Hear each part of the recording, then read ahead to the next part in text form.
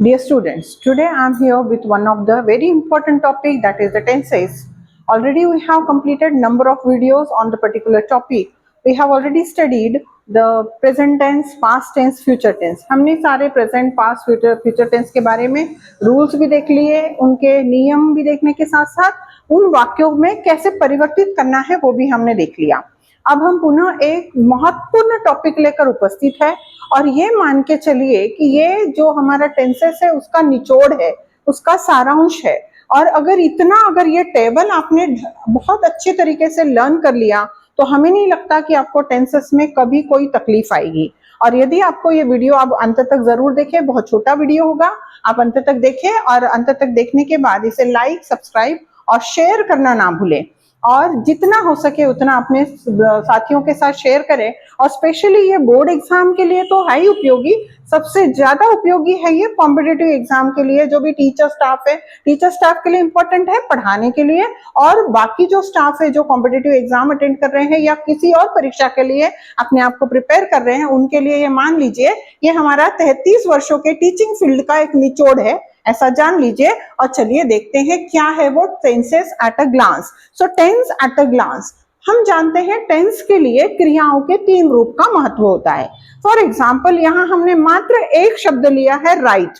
Right का मतलब होता है लिखना, है ना। तो 3 फॉर्म होते हैं राइट के। अगर हम V3, V1, V2, V3 form ले तो V1 is called as write, V2 is the wrote and V3 is the written. और 12 वाक्यों में हमारे 3 जो वाक्य होते हैं, प्रेजेंट टेंस वो 4 भाग में विभाजित होते हैं, पास्ट टेंस 4 भाग में विभाजित होते हैं, फ्यूचर टेंस भी 4 भाग में विभाजित होते हैं। ये 12 वाक्यों के लिए मात्र ये V1, V2 और V3 नामक क्रिया का ही महत्वपूर्ण योगदान होता है।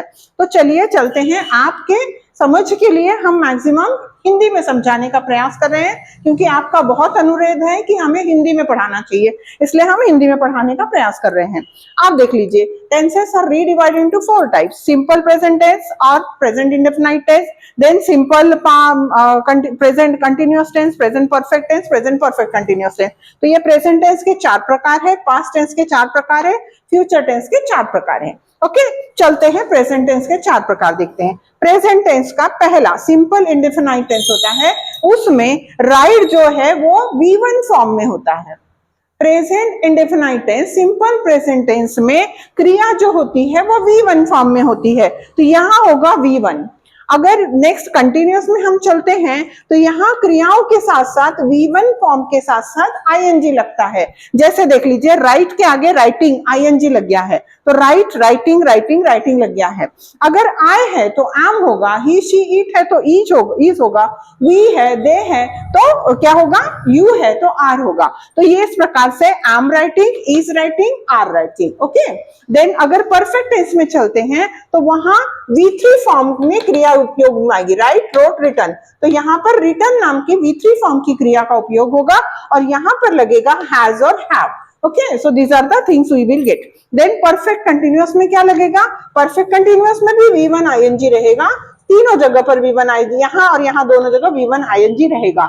और क्या लगेगा, यहाँ हैज था तो परफेक्ट कंटिन्यूअस में क्या हो जाएगा, हैज बीन। यहाँ हैव था तो क्या हो जाएगा, हैव बीन। सो यहाँ हो जाएगा has been writing and have been writing. अगर हम कंक्लूड करें चारों प्रकार को, सिंपल प्रेजेंट टेंस में राइट, प्रेजेंट कंटिन्यूअस में एम राइटिंग, इज राइटिंग और are writing, then perfect present perfect में has written, have written, and present continuous tense में प्रेजेंट परफेक्ट कंटिन्यूअस में हैज बीन राइटिंग और have been writing. These are the things, 4 sentences are there. Now another form. Another form, what is another form? Past tense, मतलब भूतकाल।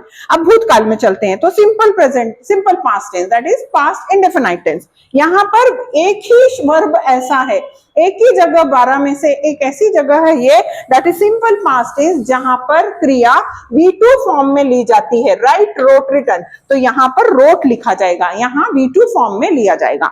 Then यहाँ पर was writing, V1 ING दोनों जगह होगा, was writing और were writing. then had written, यहाँ written V3 form होगा, written, तो had written, and here V1 plus ing, but before that what we have to use? We have to supporting verb, we have to use had been writing. So what are the things are there? In simple, that is the past tense, simple past tense or past indefinite tense, it become wrote. Then past continuous tense was writing, were writing, and past perfect tense had written, and perfect continuous tense had been writing. Then the last will be future tense. Future tense मतलब भविष्य काल. भविष्य काल में क्या होगा? यहाँ पर V1 होगा, दोनों में V1.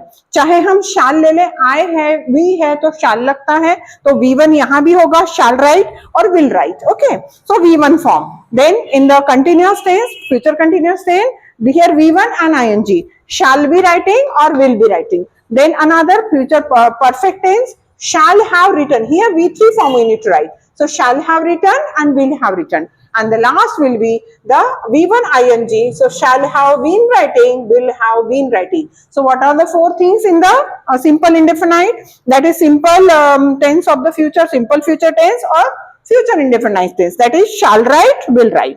Then future continuous tense, shall be writing and will be writing. Then future perfect tense, shall have be written, will have be written. Then future perfect continuous, shall have been written, writing or will have been writing. In this way, if you people are learning this particular table, if you will keep in your mind, and definitely you will get the particular answer. Already I have explained that Raj studies, Raj is studying, Raj has studied, Raj has been studying since morning. Then I said that Raj studied, Raj had studied, Raj had studied, and Raj had been studying since morning. And lastly, Raj will study, Raj will have studied, Raj will be studying, Raj will have studied, and Raj will have been studying since morning. So in this way, we have already, if we learn these particular sentences, so definitely we can get the particular transformation of the sentences, we can get very fastly, very properly. Okay, if you like the video, so kindly subscribe the video, like and share as much as possible for your benefit only. Thank you very much. Thanks a lot from myself.